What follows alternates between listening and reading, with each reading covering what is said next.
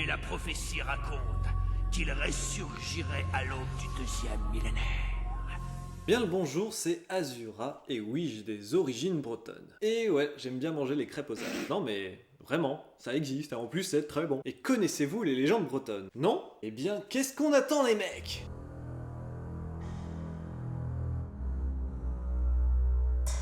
Saviez-vous que la mort a un serviteur?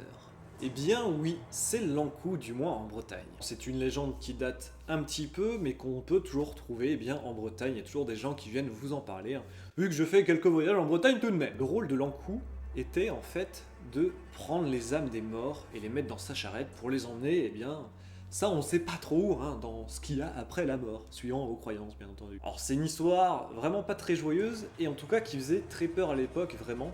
Apparemment, eh bien, on racontait ça aux enfants, et c'était plutôt flippant. Du coup, tu devais faire un peu caca dessus quand tu le croisais. Donc l'Ankou, en fait, est représenté sous la forme d'un squelette. C'est un squelette avec souvent une capuche noire, un petit peu, avec une grande faux comme ça, géante. Une grande faux à l'envers comme ça. Si en pleine nuit, nous entendions les grincements des roues d'une charrette arriver près de chez nous, c'est que l'Ankou n'était pas très loin et qu'il apportait la mort avec lui.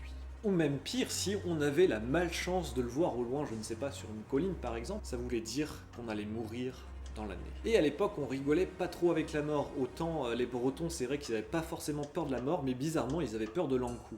Et il y avait aussi d'autres signes qui pouvaient annoncer son arrivée. Et à chaque fois, c'était en pleine nuit en fait. Si on entendait par exemple le coq chanter, s'il y avait une odeur de bougie ou on entendait des petites clochettes, eh bien c'est que l'Ankou n'était pas très loin. On n'a pas vraiment plus d'informations sur l'Ankou, c'est voilà, une légende.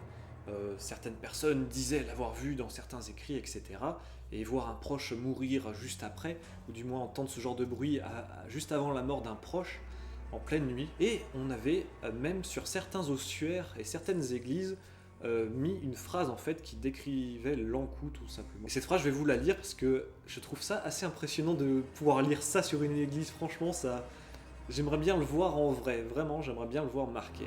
La mort, le jugement, l'enfer froid. Quand l'homme y pense, il doit trembler.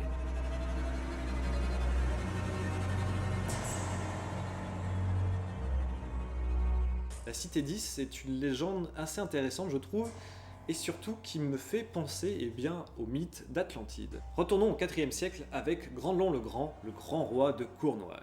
Et il fait construire pour sa fille Dahut la grande cité de 10, qui se trouvait un petit peu en dessous du niveau de la mer en fait, et qui était protégée par une grande digue. La cité 10 était riche, puissante, et où régnait la joie de vivre. Dahut, donc la fille du roi, y régnait en tant que grande maîtresse. Et elle faisait venir tous les soirs bien, des amants dans son palais, la coquine. La légende dit qu'elle obligeait ses amants à mettre des masques en soie, qui au petit matin se transformaient en griffes de métal, qui donc tuaient ses amants, et ensuite elle les jetait par-dessus la falaise. J'espère au moins qu'elle est bonne au lit, hein, n'empêche. Mais un jour, elle tomba amoureuse d'un très beau jeune homme qui venait d'arriver en ville. Alors d'après la légende, cet homme, c'est le diable, qui a été envoyé par Dieu pour punir Dahut. Alors ça me paraît bizarre que le diable serait un serviteur de Dieu, enfin du coup dans la logique, vous voyez, ça se perd un petit peu. Alors que normalement c'est un petit peu les opposés, donc là se servir, c'est vrai que dans cette légende ça me paraît un petit peu bizarre. Donc on va dire que cet homme, voilà, était au service de Dieu et qui voulait donc punir Dahut pour les actes qu'elle a fait, pour avoir tué tous ses amants. Mais il va trouver la clé de l'écluse, qui va donc pouvoir ouvrir la digue, et ça va envahir, eh bien, la ville 10 sous l'océan.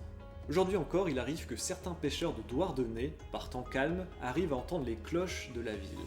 Et certains disent même que la ville 10 renaîtra un jour plus belle que jamais.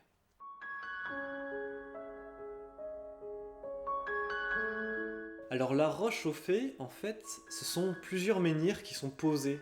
Il y en a vraiment beaucoup, d'énormes menhirs qui sont posés, et ça fait en fait comme si à chaque fois il y avait 2 menhirs posés, et à chaque fois un qui se mettait au milieu, et ça fait comme un petit trou en fait. Du coup ça fait une mini maison, vraiment une toute petite maison, c'est assez impressionnant à voir. Et c'est encore plus impressionnant quand on sait que eh bien, ces pierres ont été posées il y a au minimum 2500 années.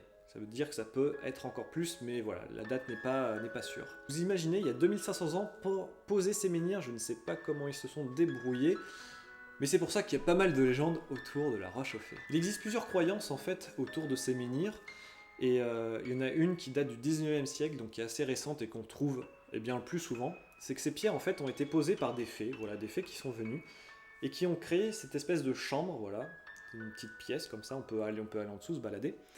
Ils ont créé en fait cet endroit pour accueillir les âmes des bonnes personnes. Malheureusement, eh bien, les fées seraient partis à cause du fait que la végétation autour des menhirs serait morte à un certain moment, et du coup les âmes eh bien, se retrouvent toutes seules dans la grotte. Et on dit qu'on pourrait entendre les lamentations des âmes dans le sifflement du vent entre les rochers. Il y a aussi une autre légende qui dit que pour savoir si un couple va durer, tout simplement, s'il va durer dans le temps, si ça va bien se passer, eh bien il y a un petit test à faire. Les deux tourtereaux en fait doivent faire le tour de la roche aux fées dans un sens inverse pour les deux. Et doivent compter les pierres qu'ils voient. Toutes les pierres qu'ils voient, eh bien, ils doivent les compter.